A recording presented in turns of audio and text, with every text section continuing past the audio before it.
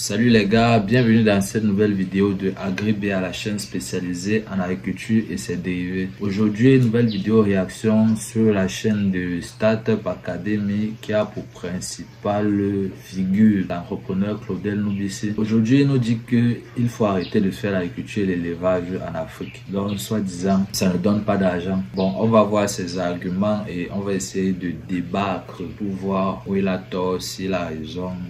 En tout cas, c'est parti. Ça me rappelle une histoire magnifique du Cameroun. Au sud du Cameroun, on a construit une usine à des milliards. L'usine avait pour objectif de transformer le manioc dans ses différentes usines. C'est comme si il parle, il ment. Je sais pas. Dans sa bouche, comme il ressemble à un gars qui, je sais pas, qui aime raconter des histoires au quartier. Bon, c'est le manque de respect. Moi, c'est ça qui me fait passer. On a fini de construire l'usine. Vous savez ce qui s'est passé? On a cherché le manioc. On n'a pas trouvé jusqu'à l'usine a fermé. Et les machines sont en train de pourrir aujourd'hui. Oui, c'est une actualité au sud du Cameroun. C'est où? C'est dans quelle ville? Faut nous dire. Ça veut dire que, vu comme il dit qu'il y a la farine de manioc là, eux aussi ils se sont dit qu'il y a le manioc. Ils ont construit l'usine à des milliards. Ils ont acheté des machines neuves. Quand on a fini de construire l'usine, on a dit aux gens qui font le manioc et venez avec le manioc. Mais je demande que, avant de construire une usine de plusieurs milliards de francs CFA, tu ne peux pas faire une étude de terrain, une étude de marché pour voir s'il y a des producteurs autour de toi.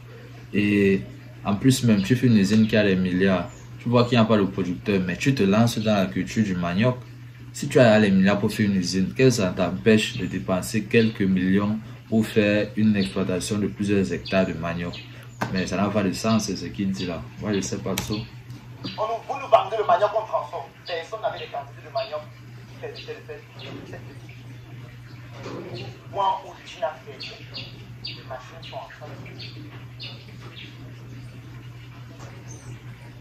Parce qu'il y a beaucoup de personnes qui pensent que nous faisons l'agriculture. Personne ne fait l'agriculture au Cameroun. Ce qu'on dit qu'on fait l'agriculture là, c'est même pas la subsistance, c'est la débrouillardise. Je vais vous poser une question pour que vous puissiez vous vérifier cela. Est-ce que vous connaissez quelqu'un, parce que ce n'est pas forcément vous, est-ce que vous connaissez quelqu'un qui a une plantation de 800 hectares? Okay. Qui? Il s'appelle comment? Il cultive quoi? Combien d'hectares? Ok, quelqu'un d'autre? 800 hectares. Ok, la superficie d'un terrain n'est pas directement corrélée à l'efficience en agriculture. Ce n'est pas parce que tu as une grande superficie que forcément tu produis beaucoup. Moi, je connais des gens qui ont des demi-hectares, qui ont des serres de tomates. Ils peuvent te sortir des tonnes et des tonnes là-bas. Donc, ça n'a rien à voir avec la superficie. Par exemple, même comme il dit que chez nous, on ne produit pas. Tu parles même en Israël. En Israël, ils n'ont pas de grande superficie, mais ce sont les plus grands producteurs de tomates au monde. Tu vois, quelqu'un, il a un hectare de serre. Mais tu vois, par exemple, la production qu'il a dans ces 1 hectare-là. C'est, par exemple, les 10 hectares de quelqu'un ici au Cameroun. Donc, c'est plus la technologie qui nous manque, mais ce n'est pas vraiment l'envergure, l'usine. Mais je vois, il va en venir quand même. Je tiens à préciser que 800 hectares, c'est la débrouillardise. Là, on est toujours dans la débrouillardise. Donc, ça veut dire qu'en fait, personne ne fait l'agriculture. Ceux qui essayent de faire l'agriculture sont les étrangers. Mais il veut qu'on fasse le chocolat, nous tous on fait le chocolat comme lui, ou bien les chips. Et leur agriculture est exportée. Ce n'est pas pour le marché local. Donc, comme aussi, ils peuvent décider de ne plus vous vendre ça. Vous avez encore en 2022 des personnes qui font l'agriculture avec l'argent. Donc chaque jour il est sérieux le matin. Il se lève le matin. Avec ses deux enfants. En la roue. Chacun a sa roue à l'épaule. Il part au champ. Il cultive avec la roue. Mais c'est un moyen de subsistance. Comme quelqu'un qui a la boutique. Il y a d'autres qui défrichent encore avec la matière. Ils défrichent peut-être pendant 4 heures après, pause au coquille manioc. Les gens mangent le coquille avec le manioc, avec un bon jus d'ananas. Et après ils continuent. Et c'est avec cette agriculture qu'on va répliquer. Parce que ce qu'ils sont en train de faire là, ça ne peut même pas nourrir rien que les étudiants de Tchad. À Tchad, il y a combien d'étudiants? Je pense là qu'on confond agriculture de subsistance avec agriculture destinée à la commercialisation. La personne qui part en famille dans son champ, s'il part là-bas, il trouve quelques régimes qui peuvent vendre. Et avec cet argent-là, ils peuvent subvenir à leurs besoins pendant 1-2 jours. Est-ce que c'est inutile? Est-ce que la personne qui part au champ avec ça a dit qu'il voulait vendre à toute la population du champ? C'est un peu... C'est vrai.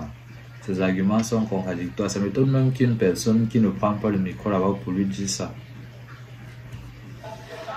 Plus de 32 000. Ok, considérons même qu'il y a 20 000 étudiants là. Si on considère que les 20 000 étudiants là, chaque étudiant consomme 1 kg de riz par mois, prenons par mois, ça fait 20 000 kilos, c'est-à-dire combien de tonnes? Par mois. Ok, maintenant vous connaissez combien de producteurs de riz qui produisent cette quantité par an? Vous connaissez combien? En fait, on ne peut même pas nourrir les populations qui sont à l'université du Tchad. Je ne parle pas de tout Tchad, ni du Cameroun, ni de la région de l'Ouest. En fait, ce que vous dites qu'on fait de l'agriculture là, c'est la débrouillardise. Ça veut dire qu'en fait, aujourd'hui, on n'a rien pour récupérer. Sur le plan alimentaire, ils peuvent nous bloquer, on va tous mourir, ils n'auront même pas besoin d'envoyer les soldats ici. Ils vont seulement dire, stop vos importations et on attend 6 mois. Ça veut dire que tu as 500 millions dans ton compte, mais tu sors 100 millions, tu cherches ce que tu vas acheter pour manger, il n'y a pas. Tu as 100 millions, mais tu ne peux pas manger quand tu meurs de famille. Bon, sur le point, c'est la raison. Si on coupe nos importations, on sont morts. L'autre chose qu'ils peuvent faire, c'est qu'ils peuvent dire non, la nourriture, quand même, c'est trop sens. 62 ans environ. Voilà, donc, l'esclavage, c'était 400 ans. Ça veut dire que l'âge de l'État du Cameroun n'a pas encore atteint la moitié de la période durant laquelle a duré l'esclavage. On va atteindre ça lorsque l'État du Cameroun aura 200 ans. Et pendant toute cette période-là, nous, on était les esclaves. Après l'esclavage, il y a eu la colonisation. Maintenant, il y a la néocolonisation sur le plan intellectuel, sur le plan médiatique, sur le plan financier, sur le plan économique, ainsi de suite. Donc, ils peuvent dire que vous êtes nos frères, parce qu'on vous a quand même, vous avez été nos esclaves pendant 400 ans. Vous êtes quand même nos frères, on a quand même couché ensemble. Parce que quand vous êtes esclave d'une femme, vous pensez comment on fait pour vous? Vous pensez que le soir, quand on est fatigué, on se... Ouais, le rapport à l'agriculture aussi. C'est douloureux, n'est-ce pas? C'est aussi ça le rôle de l'esclave femme. Si elle ne peut pas travailler. Donc ils vont dire, vous êtes nos frères. Donc ce que nous on va bloquer, ce sont les médicaments.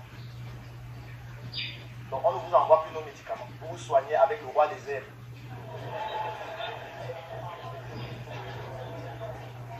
C'est intéressant, les frères. Le roi des herbes. Moi j'ai envie de vous poser une question. Si quelqu'un est victime d'un accident de moto aujourd'hui, c'est que je ne souhaite pas. Il a une fracture. Il craque. Il tombe dans le coma. Bon, en même temps, tout ça on achète, c'est pas comme si nous donnait.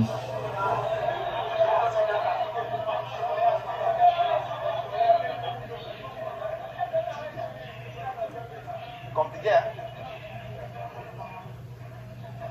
C'est compliqué. Vous voyez que même s'ils stoppent les médicaments, on est toujours mort. On est toujours mort, puisqu'on n'a rien pour réagir. Parce que même nos plantes médicinales qui sont excellentes, nous n'avons pas travaillé pour les améliorer. Pour faire en sorte que ça puisse s'adapter par rapport aux évolutions technologiques. Ok, c'est comme si c'est fini. J'espère que la vidéo t'a plu. N'hésite pas à me dire ce que tu en penses dans les commentaires. Abonne-toi, partage la chaîne et la vidéo. Si tu es dans la chaîne Agri BA et je te dis à la prochaine.